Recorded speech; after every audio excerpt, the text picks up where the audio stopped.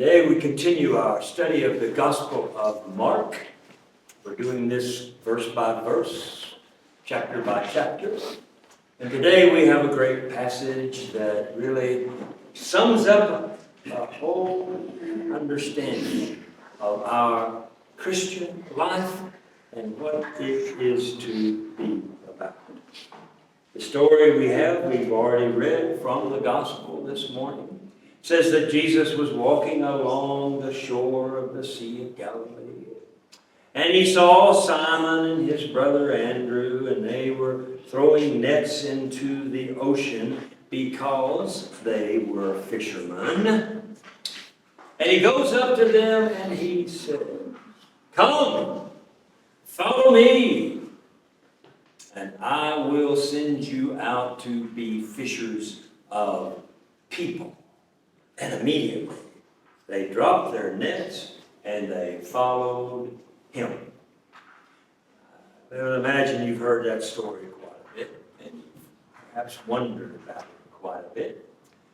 I wonder about a question that I think might have been on the minds of people who heard this story, and might have been on the minds of people who read it now these days. Because the story says that Jesus told them the reason they should come follow him is because he would make them into fishers of persons, or as the King James has it, fishers of men. Now, what in the world is that? You know, if you were a fisherman and you were fishing for fish, you would even be confused. You would wonder, what? Fisher of men? How do you catch men? How would that work? Why would I want to give up catching fish? We can sell fish. We can make money off of that. Why would I want to do that?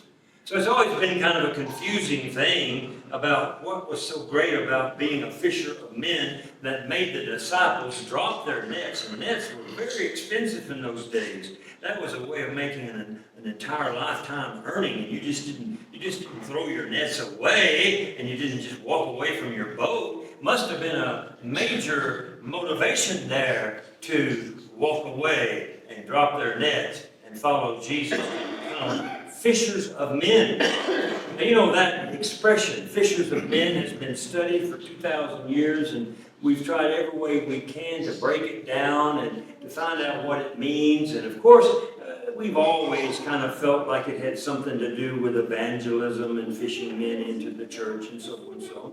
But we never understood until recent times the real meaning of that word, fisher of men.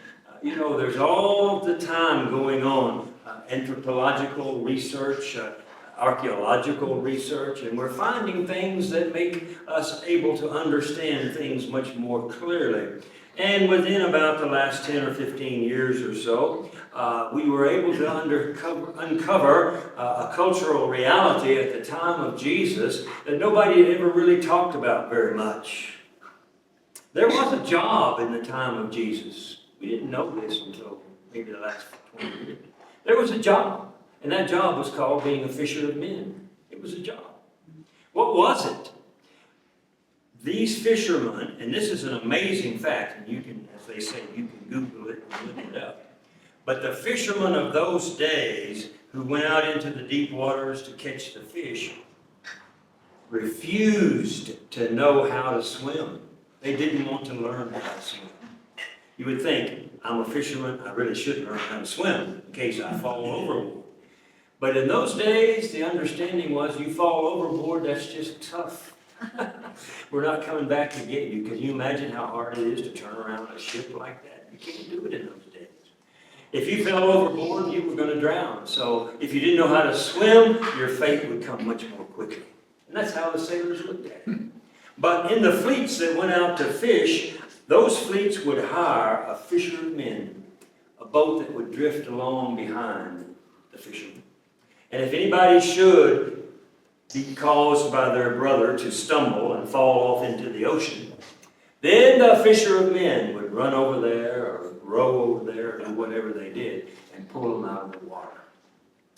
It was a great job to have. If somebody said, "I will make you a fisher of men," it was a great job. Very little work, because very seldom did anybody fall overboard. good pay. You didn't have to sell fish to be a fisher of men. The sailors collected their own money and paid for the fisher of men. So you can begin to understand why the scripture says they dropped their nets immediately and said, oh, you're going to make us a fisher of men. That's a much better job than just being a fisherman. Yeah.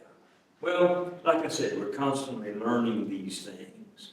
But the idea of being a fisher of men is more than just that. It's not just an easy job that has payment built into it. And I think the disciples figured that out after they started following Jesus. It was like, wait a minute, what happened to our easy job and getting paid and floating around in a boat? What happened to all that? We're out here walking from one dusty town to another, getting rocks thrown at us. This is not what we had in mind, being a fisher of men. I think they learned as time went by that being a fisher of men was a lot more than what they thought it was. It meant saving people from the ocean of life. People who were drowning in the ocean of life because of their selfishness, their greed, their envy, their pride. All of these things, their malice, their revenge, their control of life. People were drowning in life because of that, and fisher of men were needed to pull them out of the darkness of their own sinfulness, their own selfishness. And that's what Jesus had come to do, was to save people from themselves, save them from the darkness and the deep water in which they had gotten themselves into, the mess they had found themselves in. And that was the whole purpose of his ministry. And as the disciples began to go along with him, they began to say, oh, this is what fisher of men is all about. It is helping people by healing them of their sinfulness, healing them of their selfish ways, healing them of those things that keep them from being who they were meant to be. That's what it is. And so they followed him. Now, here we are today, 2,000 years later, and we still have this same calling to become fisher of men. And what we have to do is look at our own Christian lives and ask ourselves, have we really accepted the call to be fisher of men? Have we done that? Where are we on that?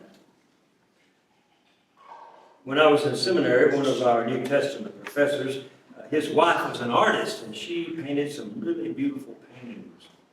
And he had one that she had painted that he used in our studies, which I never will forget. I wish I could have had a copy of it. It was great, but she didn't sell her art.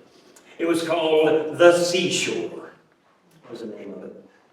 And what it showed was a scene on a typical beach on some ocean someplace. And on that scene, you could see the sand, and you could see all the people out there in their swimsuits, and they were relaxing and enjoying the sun. And then in this kind of a tower seat, there was this lifeguard sitting there watching all the people that were swimming to make sure they were safe. And then in the distance, a little offshore, you could see a swimmer with the hands up and the head below water. And you could instantly tell that man was drowning. You didn't have to think about it very long. You could see her painting was the painting of a drowning man and people's reaction to it. And we worked through that. And the question becomes, for us, where are you in that painting? Are you one of those that is drowning in the ocean? We could be that. We could easily be that. There's a lot of things in this life that overwhelm us, and a lot of problems that we got to face, and a lot of difficulties we got to get through. And it's kind of like drowning in the ocean. You're fighting against it. You're trying your best to stay above water, but the water just keeps sucking you down, and you're just crying out for help, help, help, help, help. Is that where you are today? That's a question we need to ask.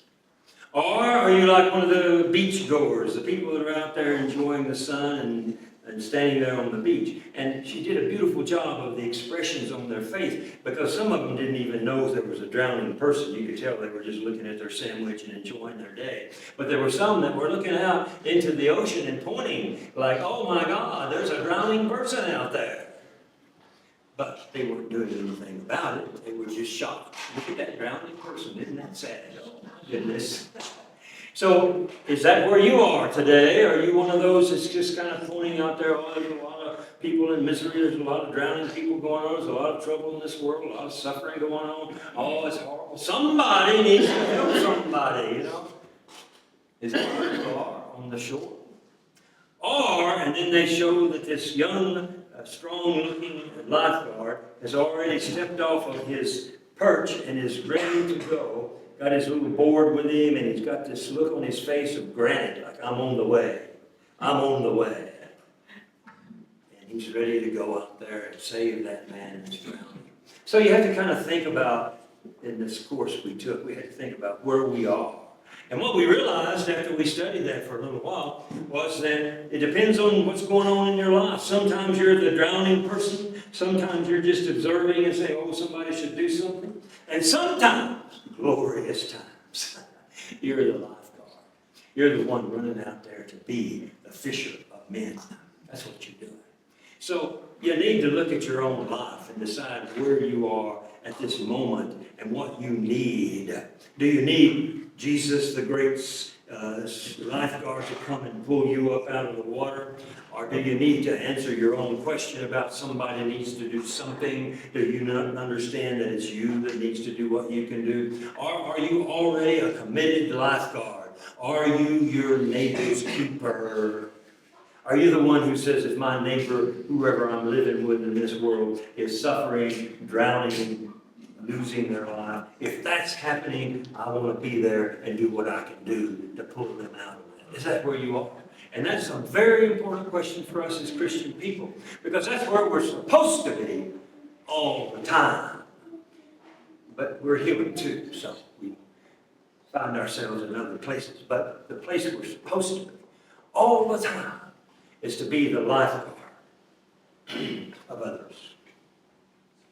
Well, you know, now that we know this cultural information, we can understand why the disciples dropped their nets so fast, because they thought there was going to be a financial advantage to following Jesus, and they found out that really wasn't true. But what about us today? We know there's no financial, or at least in most instances, no financial rewards for being a follower of Jesus. Why would we drop our nets today? Our nets represent everything we're doing, everything we're interested in, all the stuff that we think's important, and the way that we survive in this world and do what we do to make that happen. That's our nets. What would make you drop all of that and follow Jesus to become a savior of others, to become a fisher of men? What would cause you to do that? What would be a motivation for that? Just because Jesus calls you, that's not much of a motivation, actually. The human being always needs a motivation to do what they do. So what would we think about? So I have a few thoughts on that this morning that I think would help us if we're having trouble. If you're struggling with the idea of getting rid of your nets and running out here to help others that are suffering and dying and drowning. If you're having a little trouble with that, a little struggle with that, let me give you some ideas here of some things that might motivate you. Somebody did a very interesting study of lifeguards.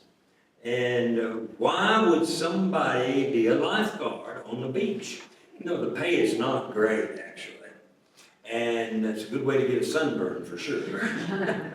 So why would somebody do that? So they surveyed a lot of these young men and women. They're both can be lifeguards. And they surveyed a lot of them to ask, why are you doing the job? What made you do this? Do you just like the ocean or what? And so they printed that survey out on the internet recently, and I looked at it. I won't bore you with all the details, but the point that came out so many times, over and over again, these young people that were lifeguards said, when I'm on duty, I forget everything else that bothers me. I forget everything else. I'm too busy watching the water, looking for somebody who's drowning. Yeah. Some of them said, I'm going through a divorce, and this is the best thing in the world for me to be a lifeguard, because at least I'm thinking about somebody else's problems, not my own. Another one said, my father just passed away, and I'm just filled up with grief. But being a lifeguard takes away that grief. See, and they just go on and on and on in the survey. And as I read it, the major point of it all, the greatest motivation was that for 8 hours or however long they sit there and watch the ocean, they feel a peace in their life. And that peace comes from being focused upon the sufferings, possible sufferings of others, and how they can do something about that than their own suffering. You see, I think in our world today, I really do think that all of us, myself included, we're too much caught up in the world. It's like Henry Wadsworth said in his great poem, the world is too much with us. Yeah, I think that's the case. We got too many things on our mind, too many things to worry about, too many things to be concerned about, too many things to be fearful of. We got a lot of that, and it just kind of makes us drown, basically. But the gospel says, you don't have to do that. You don't have to be a drowning person. You can be a lifeguard. And let me tell you, if you are a fisher of men, if you're a fisher of persons, and you've dedicated your life to looking around and seeing who's drowning around you and doing what you can to help them not drown, you will be lifted up and rejoice. So that's one reason. It's the best way to take your mind off your own troubles, you see. That's the key idea. To take your mind off your own selfish needs and selfish problems. Because it'll destroy you if you focus on that all day long. So look for who you can help and how you can help them and what you can do for them. Then another idea is this. In one of my churches one time, we had this guy who was a professional weightlifter. I don't know if you've ever known someone who is a professional weightlifter. Gone to the gym and seen a lot of people who are not professional weightlifters, myself included. But this guy was good at it, and I don't know how many 100-pound things he could lift up. Like I said, he was in our church and got to know him fairly well. And it was our tradition in that church. When we got together, we would always hug each other, as we do here at ICC a lot. And let me tell you, when you hugged him, you were hugging a rock. I mean, geez. Even his little finger was a rock. Everything was a rock. God was solid as solid could be. So I talked to him one day about that, and I said, what motivated you to do that? To continue to try to lift all those heavy weights? I mean, don't you just kind of get tired of doing that? And say, I'm strong enough now. And he looked at me and he said, we're never strong enough. Never strong enough. And he says, as a matter of fact, and he went on to explain to me, I never thought of it this way. He said, when you start lifting weights like that, you better continue it or you will become weak. Because that's how you get that strength. And the strength doesn't last. And if you don't continue to do it, the strength gets less and less. A person who hasn't ever lifted any weights might be better off in some ways because they don't have to worry about losing any more strength because they don't have any to start with. But people who have it, they got to keep doing it or else they will lose it. Use it or lose it, as they used to say.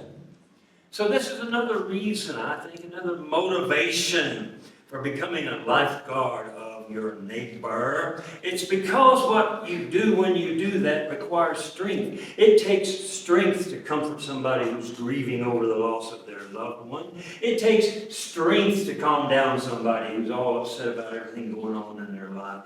It takes a lot of energy to do what you can do to go out here and help these missions that are helping these people who have either no money or no hope or no health or whatever. It takes strength to do that. And the more you do it, the stronger you get at doing it. So you can't back off anymore. You just say, this is the best thing that I ever started in my life, and I just need to keep doing it. Because strength leads to strength.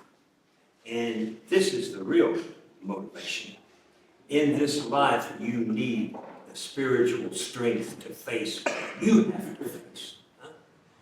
It's true you need spiritual strength to help others face what they're facing, but you need strength to face what you gotta face. And if you have not spent your time helping others have the faith that they need to have when it comes to your day to face your problems, you don't have the strength that you need either.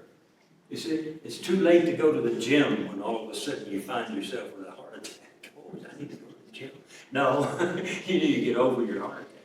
But the whole point of the matter is another motivation for following the Lord in the work of being a lifeguard of other people.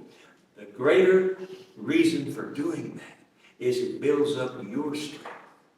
You know, people say, oh, Pastor, how come we have to spend so much time making these sandwiches for the poor people out there in Parquet, Colorado?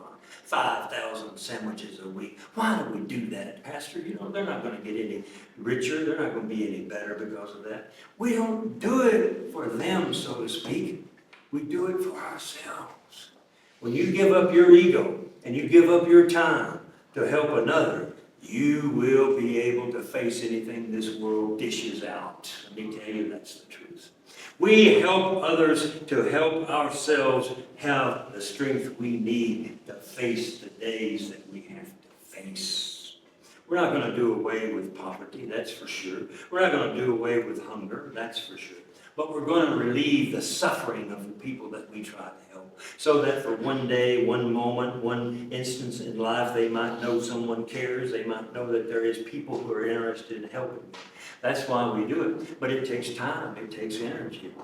I know my wife and I, we make our sandwiches on Saturday night. And sometimes getting ready for the services on Sunday, it's like, oh my goodness, I got to make sandwiches now. But I tell you, once you do that, you're much more ready for leading the services than if you didn't do it.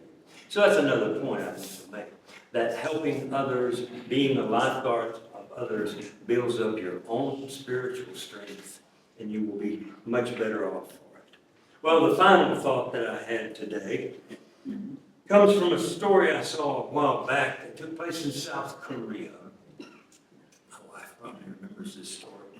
Seoul is a big city, and it's got millions of people, and very, very crowded, and everybody's running here, running there, and doing this. And it's really kind of a busy place to be. I've been there a time or two, and not really excited about that many people in that small little place, but nonetheless. There was a man there on one of the corners of one of the busy streets in Seoul, and they called him the Umbrella Man. And why did they call him the Umbrella Man? Well, he dedicated his life after he retired to fixing broken umbrellas. He collected broken umbrellas everywhere in Seoul that he could find. One somebody throw them in the trash, somebody throw them away. He found these broken umbrellas, and he took them and he fixed them and made them into new umbrellas. And then he would stand there on the corner, and when it started pouring down rain, as it often does in Seoul, he would hand them out free to everybody that walked by and needed an umbrella. They called him the Umbrella Man. And that was a great story. And it was a great story because they showed what his face looked like. And never have I seen someone with so much contentment, so much peace in his face. He was just enjoying every minute of his life, giving away those umbrellas to people who were getting soaked by the unexpected rain that came their way. And it is absolutely true.